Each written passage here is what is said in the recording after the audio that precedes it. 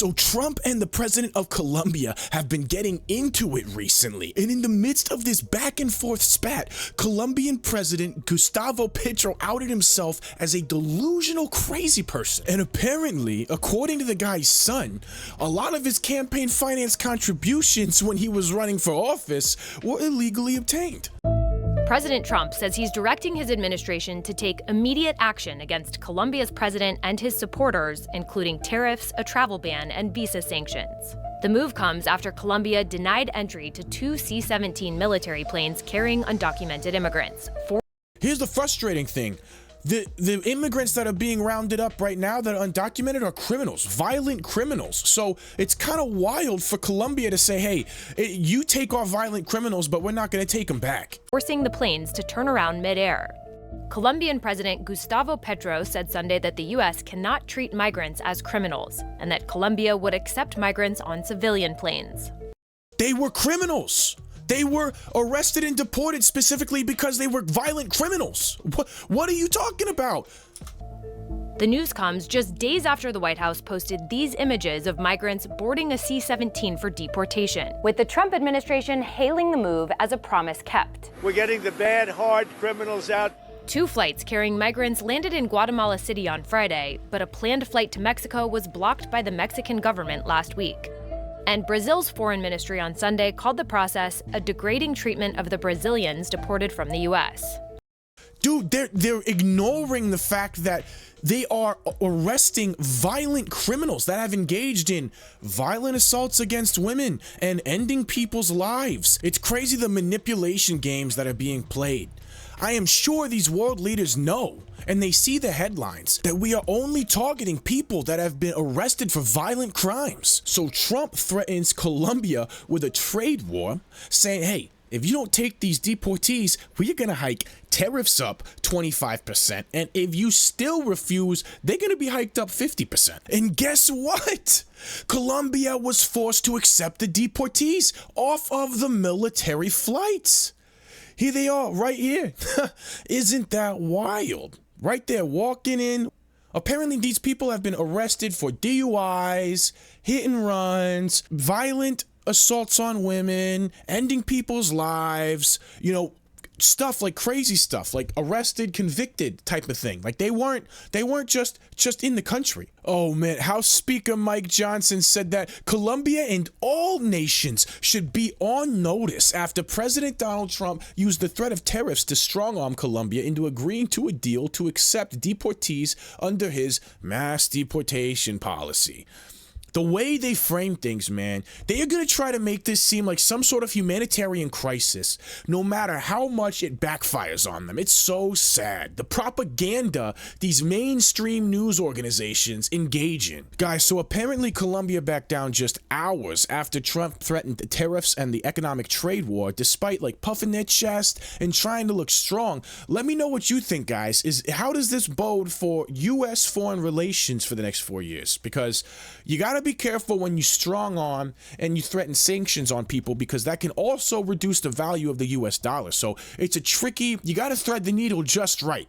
So let me know what you guys think. Are we doing that, or are we a little too far to one side or the other? A looming trade war between the U.S. and Colombia appears to have been averted after the Colombian government agreed to allow U.S. military flights carrying deported migrants to land in the country. A trade war has been averted for now after Donald Trump issued sweeping tariffs and sanctions on Colombia for refusing to take deportation flights.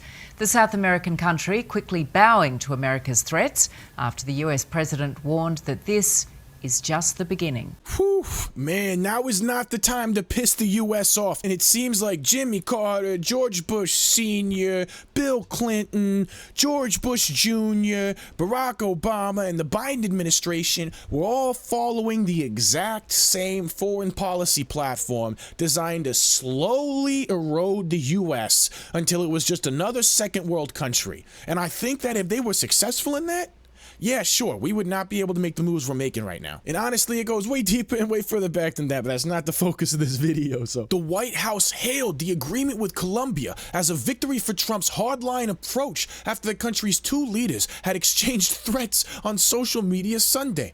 Today's event makes clear to the world that America is respected again, White House Press Secretary Caroline Leavitt wrote in a statement. She added that the tariffs and sanctions, which the Trump administration had threatened to impose on Colombia, should it not comply, would be held in reserve and not signed unless Colombia fails to honor this agreement. Yo, they spanked Colombia and then took the stick and put it up on the shelf and said, hey, look at that. Hey, look at that. You don't want that again, do you? Oh my God. And then check this. Caroline Leavitt said that President Trump expects all other nations of the world to fully cooperate in accepting deportations of their citizens illegally present in the United States. Talk about an aggressive response. We just put everyone on blast. All right, so now that I got you caught up on the situation, dude, this guy Gustavo Petro, he's kind of batshit crazy. And I don't mean like Breaking Bad Tuco crazy. They walked into my house. They disrespected my abuelita. They called her Biznatch! I mean, like, this dude is a straight up delusional crazy person. So I guess the dude was feeling kind of salty after getting bent over and spanked in public, but his response didn't do anything to help his image or save face at all. Leftist Colombian President Gustavo Petro has issued an official response to President Trump's announcement of consequences for his country after he initially blocked flights carrying criminal aliens in the state capital of Bogota, and it's quite a doozy. Late Sunday afternoon, Petro issued a bizarre statement that must be seen to be believed. I'm telling you guys, this dude is like certifiably out of his mind. Real quick, I want to set the stage on this dude's ridiculous hypocrisy.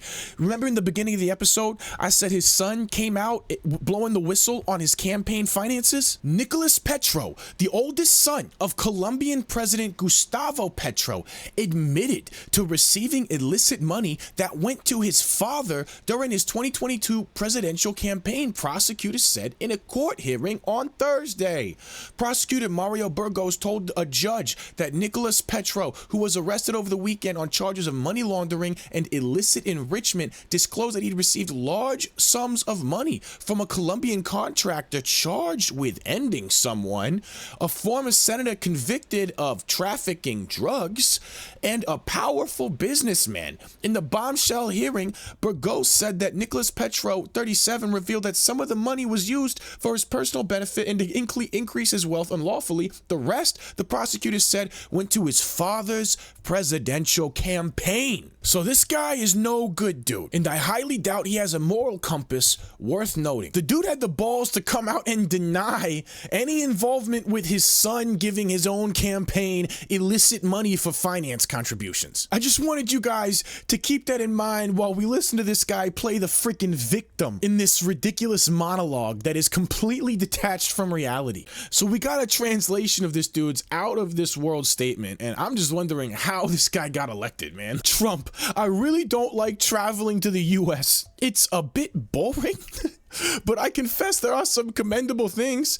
I like going to the black neighborhoods of Washington, where I saw an entire fight in the US Capitol between blacks and Latinos with barricades, which seemed like nonsense to me because they should join together. What is going on in this guy's head right now? Like, literally, I have no idea what that entire first paragraph was talking about. I don't like your oil, Trump. You're gonna wipe out the human species because of greed. First off, what trumps oil? What are you talking? The U.S. is not even the largest producer of oil, so what the hell are you talking about? And then, how are we about to wipe out the human species? None of this makes any sense, man. Maybe one day over a glass of whiskey, which I accept despite my gastritis. Maybe one day, over a glass of whiskey, which I accept despite my gastritis, we can talk frankly about this, but it's difficult because you consider me an inferior race, and I'm not, nor is any Colombian. Where does that come from? What does how am I supposed to even make sense of this? Who told you you were an inferior race? No one over here thinks that, bro. So if you know someone who is stubborn, that's me. Period. You can try out a coup with your economic strength and your arrogance like they did with Allende, but I will pass away in my law. I resisted torture and I resist you. I don't want slavers next to Colombia. We already had many and freed ourselves. What is going on right now? If you can't accompany me, I'll go elsewhere. Colombia is the heart of the world, and you didn't understand that? This is the land of yellow butterflies. It just keeps getting worse, y'all. I don't even understand where this guy's head at. You will end me, but I will survive in my people, which is before yours. In the Americas, we are the peoples of the winds, the mountains, the Caribbean Sea, and the freedom. You don't like our freedom, okay? What? I don't shake hands with white slavers. What are you talking about? And you just offered to have a drink with the guy, despite your gastritis. Now you're claiming that Trump is some sort of white slaver? I'm gonna be honest, man. This dude just comes across as racist as hell against white people or something. Wait a second. What is this? I shake hands with the white libertarian heirs of Lincoln and the black and white farm boys of the USA, whose graves I cried and prayed on a battlefield, which I reached after walking the mountains of Italian Tuscany and after being saved from COVID? None of this makes any sense. What?